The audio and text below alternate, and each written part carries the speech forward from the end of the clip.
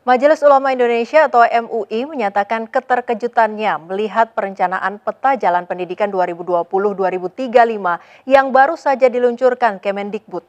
Pasalnya, dalam draft terbaru tersebut, narasi agama dihapus dan digantikan dengan akhlak dan budaya. Padahal agama dinilai penting dalam pendidikan di Indonesia. Memberikan saran, pemikiran, masukan. Nah, sekarang tinggal bagaimana pemerintah melakukan langkah berikutnya yang lebih konkret, yaitu menerima saran masukan ini sehingga masukan ini tidak istilahnya jangan sampai tidak dianggap gitu. Dan Muhammadiyah, NU, saya melihat sudah memberikan keberatan atas konsep peta jalan yang dibuat oleh Kemendikbud. Pada kesempatan yang berharga ini, kami ingin memberikan catatan atas konsep peta jalan pendidikan yang diajukan oleh Kemendikbud yang telah beberapa kali dibahas oleh Komisi 10 DPR dan Kemendikbud mengatakan akan membentuk dalam bentuk perpres. Catatan kami ada dua hal. Pertama, catatan teknis dan kedua, catatan substansi. Catatan teknis kami ingin mengingatkan kepada Kemendikbud untuk merujuk pada Undang-Undang 15 2019 tentang perubahan Undang-Undang 12 2011, yaitu perpres hanya mungkin dimunculkan manakala ada perintah undang-undang dan perintah peraturan pemerintah. Jika tidak ada itu, maka perpres tidak bisa dibuat. Memberikan saran, pemikiran, masukan. Nah, sekarang tinggal bagaimana pemerintah melakukan langkah berikutnya yang lebih konkret, yaitu menerima saran masukan ini sehingga masukan ini tidak istilahnya jangan sampai tidak dianggap gitu. Arah peta jalan yang dari titik tolak dan arahnya sudah tidak bertolak dari konstitusi dan berarah kepada visi konstitusi, yaitu pasal 31 ayat 3 yang merupakan produk dari reformasi. Contoh yang saya maksudkan adalah ketika Mendikbud menyebutkan dalam peta jalan itu profil pelajar Pancasila. Yang dikutip dari konstitusi dan undang-undang Sisdiknas hanyalah akhlak mulia dan aspek kecerdasan.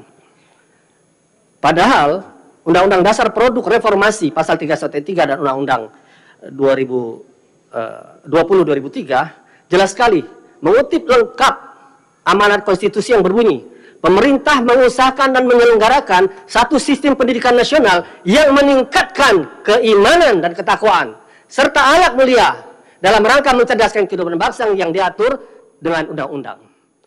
Nah, nanti kami teruskan, Pak. Untuk peta jalan pendidikan ini memang itu usulan dari banyak sekali tokoh pendidikan, termasuk saya sendiri, yang memang kita selama era reformasi ini, jadi kalau dulu Orde Baru kita punya yang namanya GBHN. Tapi sejak era reformasi, kita nggak pernah punya panduan atau cetak biru pendidikan. Ini yang membuat kalau program-program pendidikan kita itu selalu, ini kalau bahasanya Center for Education Economics, ya, jadi sebuah lembaga riset internasional dari Inggris mengatakan program pendidikan di Indonesia itu BAUWMM, Business as Usual with More Money. Artinya sama aja programnya, cuman gonta-ganti nama aja, duitnya ditambahin terus. Contoh, dulu ada istilahnya sekolah inti, terus berubah menjadi RSBI, Rintisan Sekolah Bertaraf Internasional, kemudian berubah menjadi sekolah rujukan, sekarang namanya sekolah penggerak, kan gitu. Jadi sebetulnya sama aja. Nah, nanti kami teruskan, Pak. Ya, kita sampaikan kepada DPR, bukan Kemendikbud. Kemendikbud nanti kita akan kirim surat seperti biasa. Karena kan masih baru peta jalan, saya pikir suara kita nanti akan disampaikan oleh wakil-wakil kita di DPR, ya seperti halnya pagi ini, rapat dengar pendapat. Nah, nanti kami teruskan, Pak. Ya, intinya kita juga sama memprotes, memberi masukan, peta jalan yang dibuat ini adalah menyimpang dari tujuan yang kita tuju gitu. Jadi kalau kita mau peta jalan pendidikan kita ini pada basisnya konstitusi, ini salah jalan gitu loh. Jadi bisa nanti muter-muter nggak sampai pada tujuan, petanya salah. Nah, nanti kami teruskan, Pak.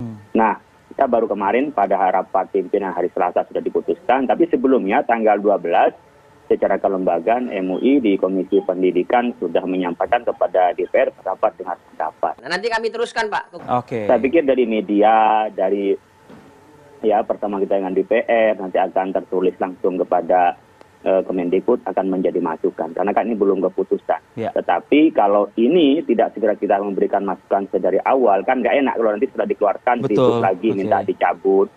Ya kan beberapa hal yang terjadi seperti itu sehingga kita lebih mengantisipasi. Sebenarnya kita semua, ormas Islam itu sayang dengan Mas Menteri, dengan para pemangku kebijakan kita, para pemimpin kita sayang, dan kita juga menyayangi umat di tengah COVID begini, jangan diberikan hal-hal yang gaduh, sehingga imunnya lebih kuat. Gitu. Cara menyayangi kan tetap, tentu dengan mengingatkan ya, gitu ya Pak Kiai ya? Ya tentu, kita kan kalau dalam simbol MUI itu namanya Khadimul Ummah, Shadiqul Hukumah. Kita ini adalah pelayan umat dan menjadi mitra pemerintah. Teman baik itu bukan membiarkan atau meloloskan semua keinginannya, tapi teman yang baik adalah memberikan dukungan pada saat itu benar dan memberikan koreksi pada saat itu dianggap kurang tepat dengan tujuan kita bersama.